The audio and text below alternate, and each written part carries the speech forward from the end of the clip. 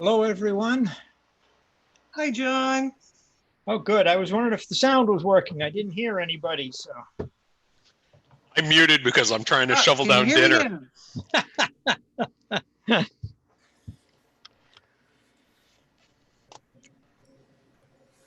Hi, Susan. Hi. I assume that paycheck we're looking for the rec kid is on your desk or somewhere? No, well, no. No. I Okay. don't know if he had direct deposit or got a check.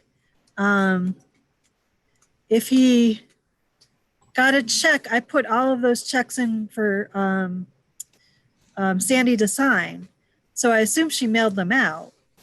I just don't know. I can't remember off the top of my head. Okay, I'll check in the safe and see if she might have left it in there or something for some reason. Yeah, because I don't know who normally mails those out, if she was doing it or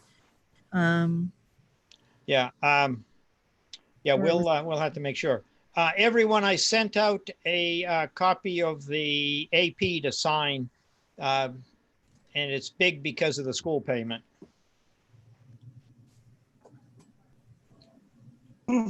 I also sent out like 7 land assessing type things that need to get signed. I sent it first all in one block to have all 8 of them signed, but then I decided I better send them separately so they each stand on their own. So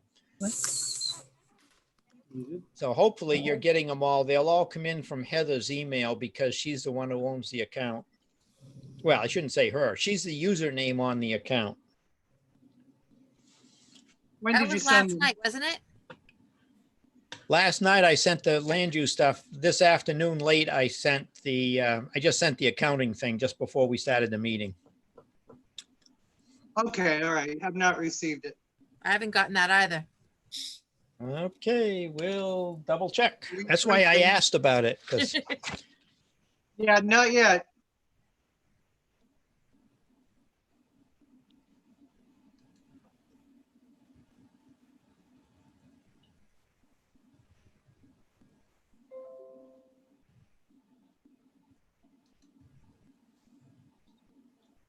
Okay, I'm live. Oh, something just came in.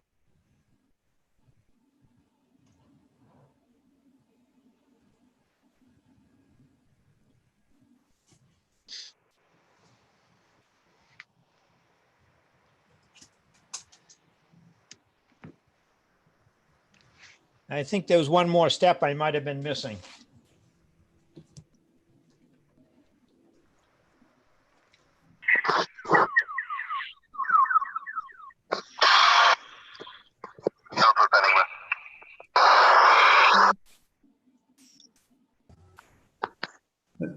Hey, John, Hi. on those items to sign, I'm still not sure if they're set up right.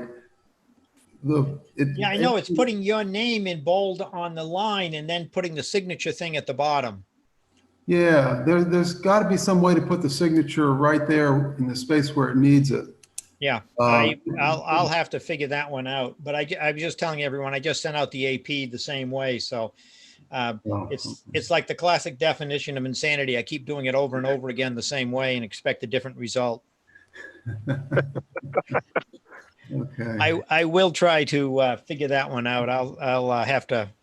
I'll have to ask one of my All right, John, I grandkids do have to it. explain it to me. There is a trick to it. Lisa knows. I'll talk to Lisa about it. Yeah. Yeah, because she had the same problem early on. Following in her footsteps, am I? Well, it's probably like what you're doing looks logical, but there's probably one step that isn't. Could be. I just want to make sure you get the AP so we have that for Sandy for next Wednesday. Okay. John, I received the gravel tax. Yeah, that's Is one it of part of 8 that I sent. Yeah, it should be 6 or We've 7. got No, 8 of them out. yeah. All right, so they're starting to trickle in, John. Okay, good. Okay, so we're waiting for Tim. We'll give him a couple more minutes. he's there. He's here. He's muted, so I don't know that that's who we're hearing. Okay. Hi, Tim. Hi, let's make this quick because my girlfriend's mother, it's a tone going off my girlfriend's mother. She's not doing good, so. Okay, who needs to mute? Chris does. Hey, I got a medical call. I gotta get going. Yeah, Chris, that's my girlfriend's mother-in-law right next to my parents' house. Okay, well, who's ever got the background noise, mute. Okay. Come on, emergency call. Take care, Okay, come on, Chris. come on, we're going. As chair of the Northwood Board of Selectmen, I find that due to the state of emergency declared by the governor as a result of COVID-19 pandemic and in accordance with the governor's emergency order number 12, pursuant to Executive Order 2020-04, this public body is authorized to meet electronically. There's no physical location, but the board can observe and listen contemporaneously and communicate. Public access is posted and it's via YouTube. That information is posted on our website.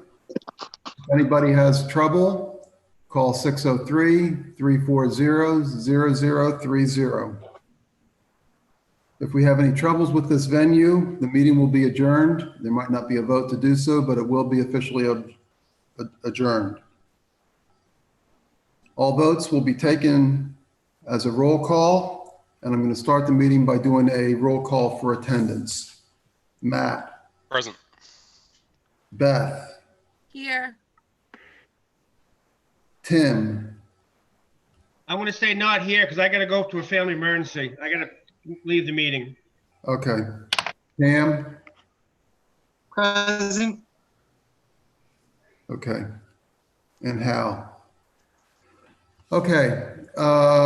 First up on the agenda is the TA salary that we're going to advertise for.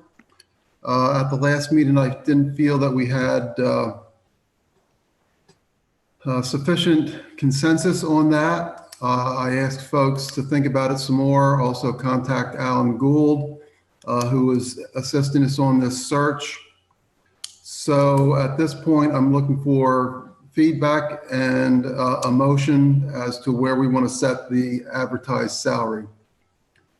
Anyone want to start that discussion?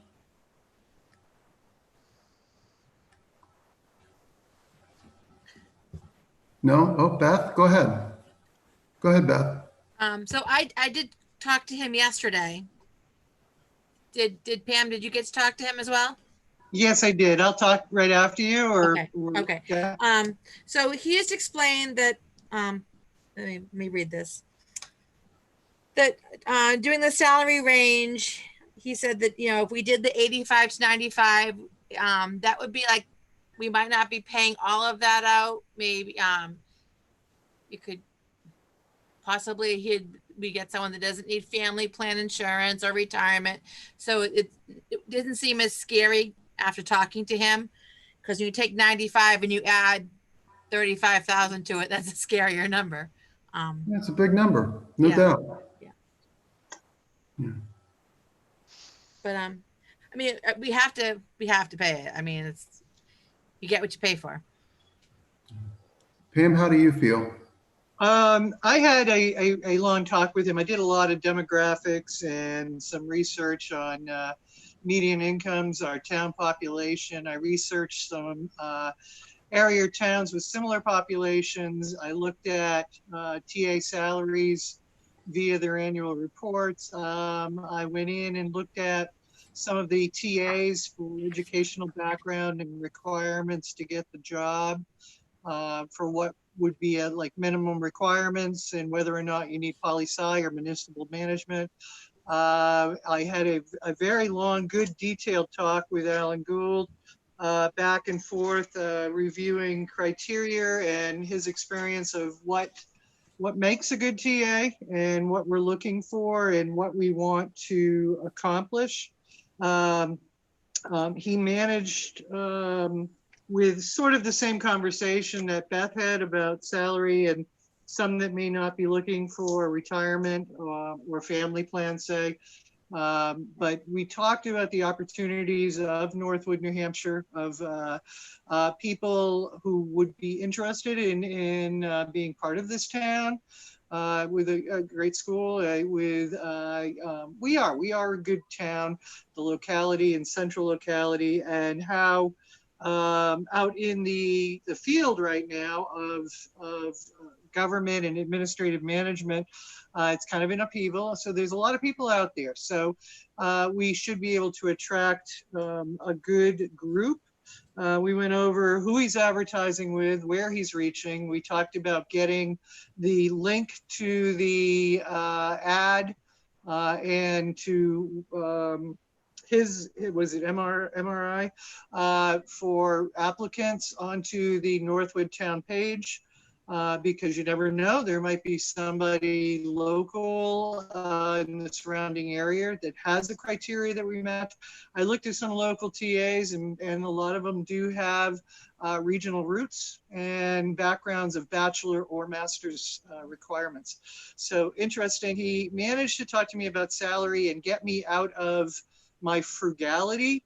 But in looking at comparable payments of the region, and not a median of an overall category, but actual TA pay scales, I am comfortable going to 84.5. As the top? Yeah, that's where I am. So I am flexible to conversation or dialogue, but I am willing to shift to 84.5 as top. And, you know, and again, that brings us in line with, you know, relatively TAs that have had 3 to 5 years experience, so locally. So okay, I just want to clarify. So you think 85K top 84. for 3 to 5 years experience? Is that correct? No, that is if a person is at the years, that's about what the median is for the region. Not what we're looking for. We're looking for, gosh, you're looking for like if a bachelor's like a 6-year experience in a related field, or you know, master's is 6 years. I'd have to look. I based a lot of my data on the state of New Hampshire requirements for, say, in a class, what is the background on that? What is the educational and experience requirements? So I looked at a few TAs that are relatively new to their towns and what they are being paid. So 84.5 is a little bit above where median TAs are that have been hired in the past 3 to 5 years. At what level of experience? 3 to 5 years? No, 3 to 5 years only has to do with how long they've been in the TA position in their town. Our level of experience, I'd have to look at the ad and what you're requiring. But like for an administrator 3, if it was the state of New Hampshire, they're looking at a bachelor's degree, relative field of study with 8 years experience in occupation, or a master's degree with 6 years experience in executive administration. So you know, you're looking for someone who, if not in a town administrator role, has, say, 6 years and master's, or bachelor and, say, 8 years roughly in a related field. Okay. Matt, how do you feel? So my opinion hasn't shifted much from when we discussed it last. I think we need to be in the low 90s, low 90s to 95 as the upper limit. You know, just thinking about Pam's number, if we get somebody, you know, on the greener side and we were to pay 80% of that maximum number, which wouldn't be, you know, absurd, we're now talking 67.6. That's getting back down into the sort of lower depths. I'm not talking somebody green. Say that again? I'm definitely not talking somebody green. Right, but what I'm saying is if that's the upper limit for someone who checks all the boxes, it just doesn't line up for me. I think I'd be much happier with that number starting with a 9 than an 8. Hold on, John. We're going around everybody first. You'll get your say also. If I could. John, hold on. Everybody gets a say first, including me. I guess Tim is out, I guess. Yeah, I'm just going to be real clear about where I stand. I don't think somebody with less than 15 years experience is going to survive this town.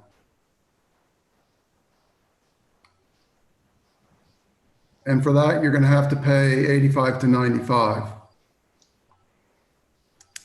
I think if we bring in somebody with less experience, we're just going to go through the cycle again and again and again. Just my personal opinion, but that's what I think. John, you're up. Oh, I just wanted a clarification from Pam. When she says 84.5, are you talking about the top of the range, or are you talking about the highest starting salary you would consider? Starting salary. So you're not, that gets back to Matt's point, I think, in terms of the range. So she's saying the highest starting, Pam, I understand you to say the highest starting salary is 84.5. So there would be a bigger range, but 84.5 would be somewhere on that range, but not the top. Right. So conceivably, if you found the golden goose, as Hal was just saying, of what 12 to 15 years experience, then you might be willing to go higher for that. Okay. Let me be real clear. What Alan has asked us for is what is the top number that we want to advertise. So that's what we need to figure out. Beth? I think in the 85 to 95 range. So 95 would be my top number. 85 to 95. Pam, is that within the range you're considering, or I might have just misinterpreted what you were saying. Are you saying that 85 is what we should pay for somebody, or that what you think? Are you saying that you think we can get somebody 5 or 6 years experience at 85,000? With a master's in executive administrative experience, 85, and that's a starting wage. That would be entry level. Okay. So you would assume after Alan's provision. asking for the upper limit. What would you like to set the upper limit for? Technically, Hal, that was my upper limit because of. Well, that's what I understood too. Yeah. So of starting, that's the where I'm at.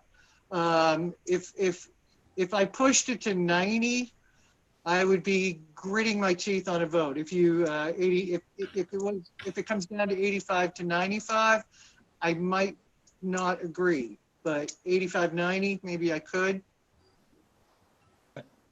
John? I'm still trying to clarify, Pam. Sorry, it's a little slow getting this. That's all right. So you're saying you would not want to hire above 85,000, but the range could go higher than that for someone after they'd been here a few years, correct? Yeah, oh, absolutely. Again, you would be looking for not yearly increases, but contractual increases so that that person would not be capped at that point. Right. Okay. I guess I'm thinking that if we say we're not going to pay somebody new coming in more than 85, I think that pretty much says we're going to go with somebody that's got approximately 5 years experience and maybe not municipal experience. Am I misinterpreting that? You could be, only by virtue of you're not looking at the research and the people and all that I looked at. So we're talking about people that had experience in town administration, people that had not TA experience. So not TA experience, but 5 years experience municipal. At a master's degree level, and they had multiple, most of them had 13 years or so in one case in a nonprofit organization as executive director. But in terms of we're actual looking TA at- experience, Pam? I did not see a lot that had actual TA experience that are actually in TA roles right now. Yeah, So I looked at ones that are apparently doing the job. yeah, okay. Beth, you wanted to speak, I'm sorry. Oh, no, I was fixing my glasses. Oh, okay. All right. Well, this is a dilemma for me. I'm sorry, Matt, go ahead. I can't hear you. Sorry, I had myself muted. Yeah. I mean, I feel like maybe one of us should just float a motion and see how it goes. I know you're trying to build consensus, but I feel we could also talk this thing to death. Okay, do you want to make that motion? I'm going to move that we set the upper limit at $92,500. Okay, do I have a Second. second? Do I have a second? Okay, discussion. Point of order question. Sure. As Tim has left, and there are three of us and you, does it have to be a unanimous or is there room for a no? Majority would be 3. Okay, thank you. Majority would be 3. So 92.5, Matt. Yep.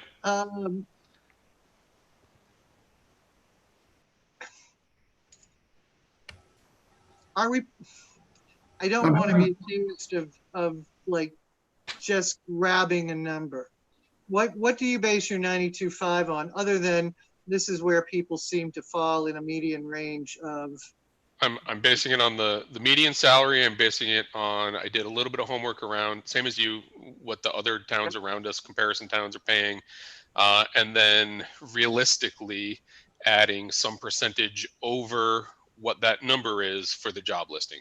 So for me, if I have 50 things that I want that person to have and someone applies and they've got all 50, then they deserve $92,500. Right. Assuming they don't check all 50 boxes, the realistic salary range that we offer is going to be somewhere south of that. So, but if that person comes in who's perfect and is going to get us out of the quagmire we've been in for a while with this position, I'll pay 92.5 and find the money. Beth, how do you feel? I think it's got to take someone that has experience. You know, maybe not TA, but definitely a lot of experience. Our town is unique. So polite. And after talking to Alan, he said, you know, that a lot of towns, someone that would want to come here or possibly would want to come here, they're probably already making, you know, $80,000 or $85,000. So we have to, they're not going to, you know, do a lateral transfer. They're going to, you know, maybe they've maxed out there, which is why we need to have a number that they can still have potential to increase their salary. Okay, I guess from my perspective, I sort of follow the same philosophy as Matt from the perspective that if we had the perfect candidate, I personally would be willing to pay up to 95. So I'm a little bit more willing on that salary. But my expectations in terms of our ability to find that perfect person in today's climate, today's job market, so to speak, I'm not expecting that we're going to get that person. So the probability that we're at that range probably is unlikely. But I'm worried that we might miss a good candidate if we don't add that extra 2,500. But I guess I'd be willing to go along with 92.5 just to get the ball rolling because we need to fill the position. Any further discussion? If not, roll call vote. Matt, Yes. Beth, Yes. Pam, Yes. And Hal is yes. Okay, so 92.5 it is. I really appreciate everybody's candor on that discussion. I think it was a good discussion, and I think everybody was open about their opinions, and that's, I think, the way you make the best decisions. So thank you. Let's see. I was going to discuss the paving, but I don't see Chris. So, John, we're going to move on to the only other thing that I have on my list here, which is the election polling venue for November 2nd. Matt confirmed, and I guess you confirmed separately also, we don't have a place as of right now for November 2nd. So I'm looking just as a brainstorming session, or maybe John, you want to speak first as to how we might approach this, or are you looking for ideas from us? You know the town and the opportunities you have better than I do in terms of public buildings or perhaps businesses that would allow you to use. You need to have ADA access, you need bathrooms, you need computer access and power. I don't know if, one of the Smith Hall, I think it is down on the lower than the road down there. I know that is ADA and it's big open space. Which is that, please, John? What'd you say? What venue were you just talking about, please? Smith Hall at Co-Brown. Oh, yes. To me, that would be a good location if they would let us use that building that day. In terms of being a big area, you could really spread out, and it's ADA accessible. It's got bathrooms. I don't know what else you have in town that would meet that kind of criteria. Beth, go ahead, please. Well, if we ask the schools, they would have to close school for the day. There's no parking at either school that would allow for staff, students at Co-Brown or staff at the elementary school. Yeah, I hadn't thought about parking. You're right. The parking permits are all taken up. My grandson had to get one last year. May I speak? Yeah, go ahead. That's what I was saying. 1 minute, please. No, not 1 minute to speak, but just wait a minute, please. Yeah, go ahead. Oh, me? Yeah. Yeah. Wait a minute. First off, isn't it November 3rd? It is. Yes. Okay. Yeah, Tuesday, November 3rd, please. My school had hosted elections up to the point where they had ramp and they had access. But what they did was they had teachers, faculty, which had the closest parking lot, move their cars out of range, which bumped the students further out of range and reserved sufficient place for poll workers and voters to come in. Again, the space the size of the church parking, which is not a humongous space. So it's possible the parking could be worked out, but I can't speak for Co-Brown. Okay, maybe we should think a little bit about who should approach the different venues. Do we want John to, do we want to have one of us approach him? What do we think is going to work best? Beth? Well, I mean, do you think the schools would even say yes? That's another huge COVID risk. True. I mean, the elementary school is doing a hybrid of 2 days, so that I don't foresee them saying yeah. When you say you don't see them saying yes, do you mean both Co-Brown and the K through 8, or do you mean in particular the K through 8? Well, they would have to cancel school. Remember a few years ago we had that problem when the Central School was a preschool, and on voting day someone came and brought a weapon. Were you here? Were you in town that day? It was quite a while ago. No, I guess I was thinking, for a school venue, we would ask them to make that one of their remote learning days, and that might enable them to open up the space for us. Yes. I mean, that's the only way. I sort of agree with what you and Pam were saying. That might be the only way to get that to work. I guess the only other big areas that I know that might have at least a reasonable amount of parking. And I haven't talked to anybody about this, but Johnson's has a pretty big parking space. They have pretty easy in, pretty easy access out.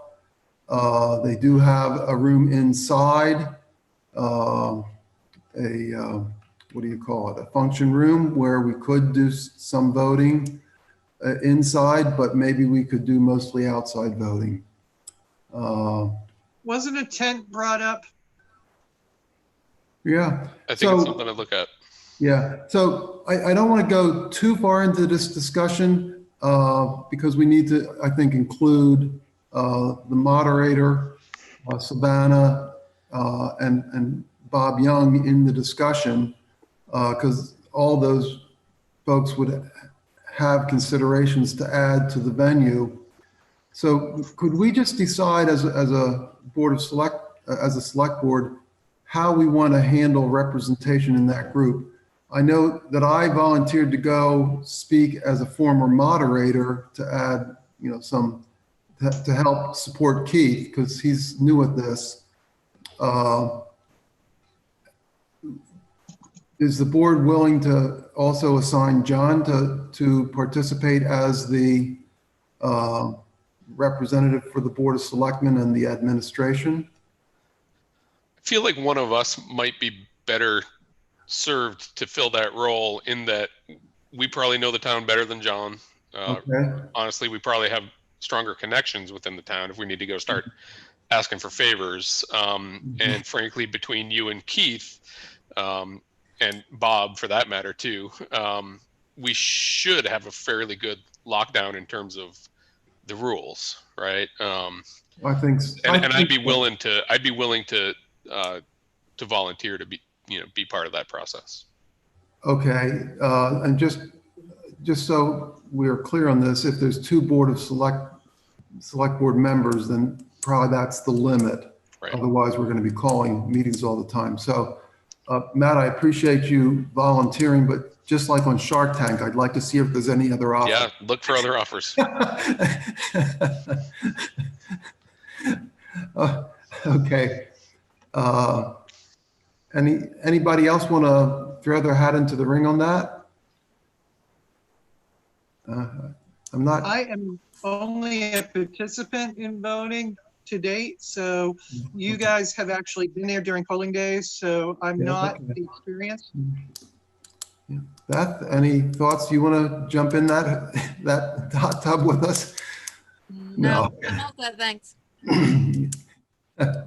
Okay, so it sounds like, Matt, it's you and me, so I'll send. I'll be Mr. Wonderful. Yeah, thank you. I will. Yeah, there you go. Well, you have to like wine for that. I thought you were a beer drinker. I am a beer guy, yeah.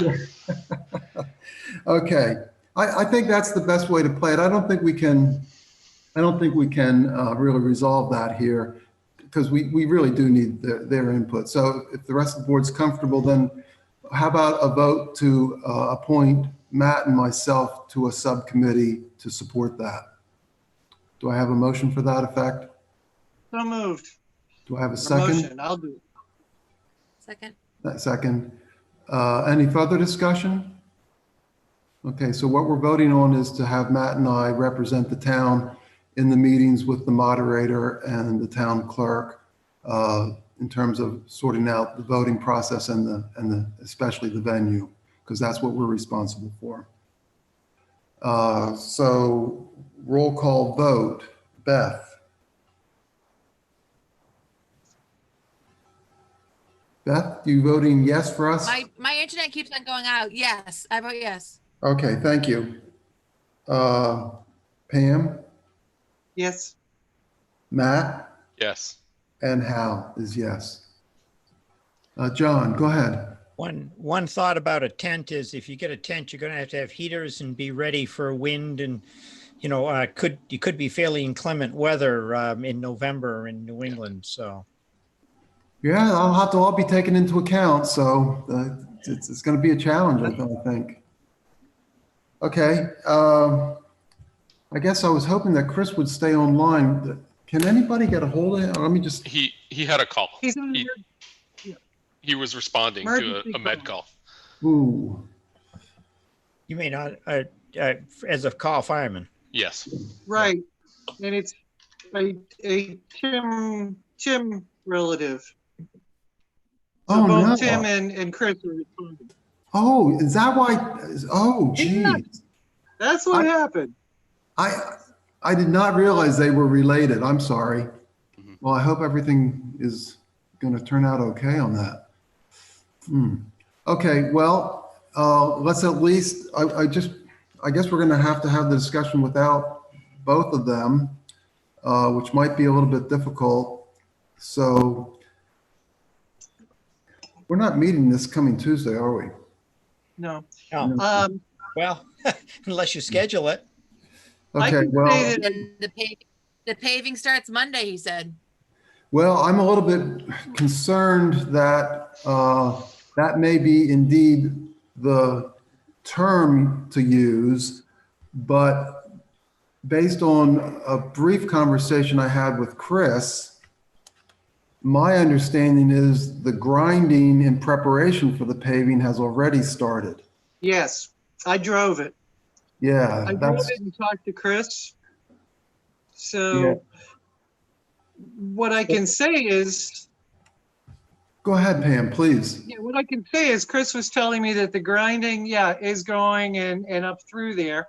And that the grinding went down 18 inches, which would have hit the roots that people have been talking about. That the grinding would have taken care of the roots. As far as the tree removal, again, as he stated last meeting, he was unable to find anyone available. And he tried multiple resources to try to do that. So in what he was telling me was that 18-inch grind was going to keep the roots from being a problem right away. Of course, if Tim was here, he could tell you better. Yeah, that's why it's a little bit difficult to have this discussion. But I will confirm that that's indeed what Chris indicated to me. He didn't say 18 inches. He said approximately 1.5 feet, including going down through a couple old layers that were at least 9 inches to a foot before they reached them. So, grinding up even further than that. So it sounds right from that perspective. And that's all the info we have. The other thing that he mentioned was that he had ditched those roads. Does anybody have the ability to confirm that? The reason I He mentioned did that. say he'd done that prior. Oops, say that again, please, Pam. He did say that the roads were ditched, that road was ditched prior. I'm not sure whether he specified last year, but he Yeah. did say that they had been ditched. And he was Okay. working on the culvert when I was there. Yeah. They didn't do Okay. any ditching last year. No? Okay. No. No, I don't know if it was last year, but he said they were recently ditched. I don't think it was Yeah. last year Yeah, either. I can't qualify what year, but Yeah. So Couple from years. from that perspective, I think maybe there's some, it's a better situation. And I guess the final question I have for anybody that might be able to answer it is, I keep hearing the terminology, we're going to cut the trees. And in some of the feedback I've been getting from the public, there was some discussion about, well, were we going to remove the stumps and things? And I never heard any discussion of that. Did anybody else have wind of anything to that effect? My recollection, they were leaving the stumps as long as they were in the bank, as they'd help stabilize the bank from erosion. That was sort of what I was thinking also, John. And if, I understand, I've popped a few tree stumps in my time, and if we were popping the stumps and stuff and really rooting up stuff, I could see where that would definitely pose some risks in terms of the roadbed. But again, as Pam said, if we've ground up through to where they would come to the road, maybe that isn't even as much of an issue other than damage to the new surface as we do that work. John? My recollection is that he was talking about how big the stumps were when he said how many people would have to hold hands to reach around them. Okay. And he was talking about how hard it would be to get those stumps out. You'd do significant damage to the wall and the land beyond it if you tried to take some of those big stumps out. It really, If we tried to. and it would be Okay. difficult. You'd need a pretty heavy excavator in there. Yeah. Okay. So then I think the next question would be, how comfortable do we feel moving forward? Knowing that if we do the paving and then have to go back and get the trees, the likelihood of doing that without damaging the road is, I'd say, close to nil. Maybe we can mitigate it, but there will be damage to the road. I feel pretty certain of that. So there's a cost there. And I guess I also see that there could be a cost if we were to go to R&D paving right now and tell them, hey, we thought we'd do it this week or next week, but not right now. Especially if we've already ground up the road. I'm not sure what we'd say to folks. So I think we're between a rock and a hard place on this one. I'm sorry, did somebody want to speak? Yeah, Pam, go ahead. I took it from Chris at, was it last meeting or the one right before that, when he was unable to find tree companies, was that even a work stoppage that would put into October, say within 90-day completion time, that he had no reasonable expectation of a tree company coming forth in that time frame. So that even if you were to try to stop the paving in hopes of getting a tree company, everybody's booked out. And I took that from Chris's dialogue at the other meeting, and perhaps somebody else remembers that. Well, I know he struggled mightily. I remember that. And I know that, after the first 6 people he called, I thought he said 3 or several more. I'm not sure how many. And I guess the feeling I have is the chances of getting somebody even in a reasonable amount of time after the 15th of October, assuming we want to do it that soon, are not good either. Correct. I think the other factor that we need to think about is that, at least based on the first 5 or 6 companies that Chris brought in, the work was more expensive than we had hoped by quite a bit, like 35 or 40,000 versus the 25 that we discussed, and certainly more than the 22 that we said do the best you can with. That's correct. And I felt comfortable personally going ahead and just saying, okay, spend $22,000 as best you can.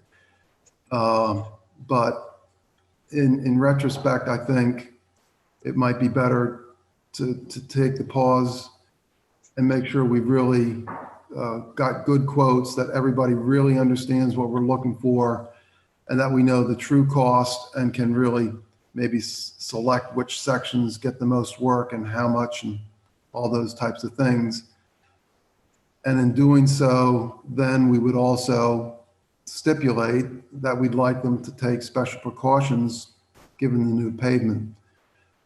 I'll just repeat again, though, that I think that, they'll try, but that's not going to be anywhere close to a guarantee that it's going to happen. So I guess if folks are comfortable with proceeding, we don't need to take an additional vote. But I am going to open it up at this point because if people feel that we should reconsider and stop the paving, then I think we need to take a vote to do so. So I'm just going to ask, Matt, how do you feel? Do you want to consider a vote to stop the paving? I do not. I think so. I will say that we certainly could have probably handled this a little better than we did in terms of the process. But to me, R&D is a company that I want to maintain our relationship with, and I don't think it would be a good idea for us to try to stop work at the last second. I think whatever damage may happen to the road during tree removal later in the year, hopefully will be minor, as opposed to, it's not going to completely destroy the road. So my preference would be to move forward with the road work and handle the trees after the fact. Okay. John, did you want to say something before we went on to the other select board members? Yeah, I mean, I don't think taking out the trees later in this year is necessarily your only option, because if he's ground the roots, it's really not going to matter if you wait a year, 2 years to take them out. So you could schedule them next year, or even the year when you plan to do the overlay, if you're ever going to come back and do an overlay. I mean, I think that they should come out, but I don't think getting them out this fall is now a priority. It's a really good point. Yeah. John, while I'm thinking about this, Matt brought up, maybe we didn't handle this the best way we could. I would appreciate it if you would just list down the sequence of events, starting way back, before we even put the bid request together, and sort of step through that and give us some recommendations to Matt's point. What types of things could we do to avoid this? More emphasis on the highway committee, whatever it is, just, sort of sort through those for us, and give us some talking points and recommendations so that we can learn from this, if we could, please. Yeah, I mean, I'll try to put that together. I can tell you right now, the big takeaway initially is you should always prep the year before. That's the way we used to do it in Barrington. We had every year a similar amount of money because it was built into the budget the way we did it. And so one year we would prep the roads, culverts, ditches, any tree work. And then the following year, in other words, we tried to never do the prep work the same year that the paving was scheduled. So you always would do it a year early. And that would be my first takeaway, is that all of this should have been done last year. Okay. Matt? And just all the more reason for us to take a fresh look at the road plan, and I think we're moving in a really positive direction in that regard. So it's something that we're aware of. Okay. So John, I think what Matt's saying is we don't need to spend, a couple weeks on this, but jot down some ideas and thoughts and give us some suggestions, please. Yeah, I don't have 2 weeks to work on it. Yeah. Yeah, your time's sort of limited as it is. So self-limiting. Beth, how do you feel? So I had spoken to my uncle, who actually owns a very big paving company in Massachusetts. And he said we probably should wait till the spring to take down the trees. Oh. So maybe take down the trees on that road, and maybe whatever the other roads we're going to pave possibly next year. He definitely he said we probably wouldn't do that much damage, but he would recommend waiting, let a whole winter go by. Yeah. Let the whole winter go by. And as an uncle, he's not willing to give us a good price on the bids for paving? My driveway's not even paved. Okay. And my son works for him. You think I get a good deal? Okay. Okay. Pam, how do you feel? Well, I agree that with Matt that we could do things better in the future, that we need that self-reflection to make sure that we do things properly, step by step, make sure that we have that in place. And I also, again, made sure that I went up and drove the road as I saw people worried about flagging and safety issues. So I did go up and inspect that. It's well underway. The Yeah. grinding is deep, which was an adventure for my car. And I tried to wave at everybody as I went by, but I don't think they were happy about me driving through the grinding. But it's on. That paving is occurring. Okay. Beth's concept of waiting till spring, or her uncle, yeah. Okay. And the idea is to protect that road, and it is what it is. We've got an 18-inch cut. We've got to hope those roots don't interfere. Okay. Okay. Based on what you just said, Pam, John, again, for at least some consideration for us to think about, if we can bid the tree cutting this year yet and award it and have the money to do so at that higher level, please let us know what the parameters are in terms of our ability to do that, so that we can still keep the costs within this year. Well, you may not want to keep the costs in this year, and you'll know better in December. So I suggest you bid it in December and then make a decision. Do you award it in December, or do you award it in January?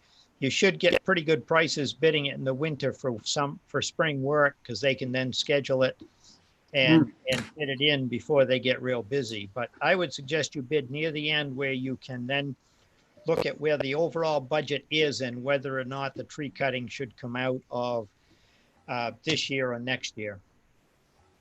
Wow.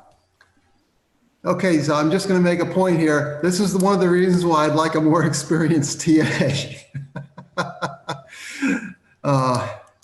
Okay, John, that was excellent, and that's a good example of strategy that really could help us. So thank you. Chris is back, Hal. If he's not on your screen, Chris is back. Oh, okay, Chris. Well, I guess the first question is, how's Tim's relative? He can't tell us that. Sorry, I asked. Okay, let me ask a different question. Is Tim smiling? They are new to the hospital with their family, so. Okay. Well, let's stop right there, and let's just proceed with discussion of bringing Chris up to date on where we are on the road. And my understanding is the board believes that at this point we need to keep going, paving the road, but delaying any tree cutting until spring. We'll bid it in November, December, and decide whether we award it in 2020 or 2021, but plan to have the work early in 21 and put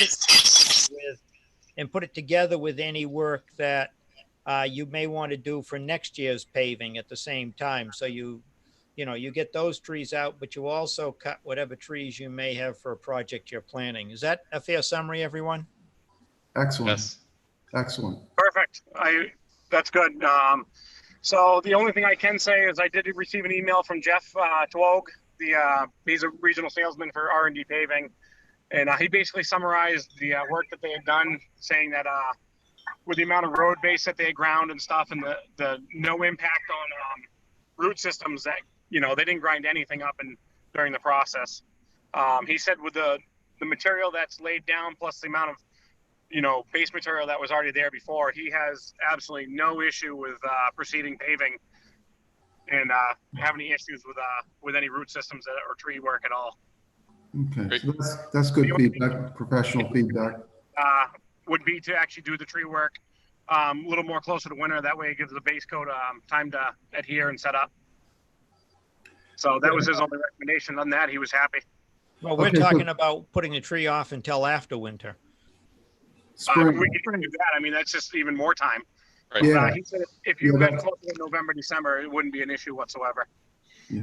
So, okay. So I think we get that on our calendar to bid late November, early December. And then, as you said, John, we decide when to award the contract. Okay, Chris, anything else you want to add? The only thing that we're weather dependent right now is it looks like Tuesday, Wednesday is the actual start days for paving of Ridge Road, Tasker Hill. Yeah. That is obviously weather dependent because of the fact that we have a tropical storm, hurricane-ish off the coast right now that's coming in. Okay.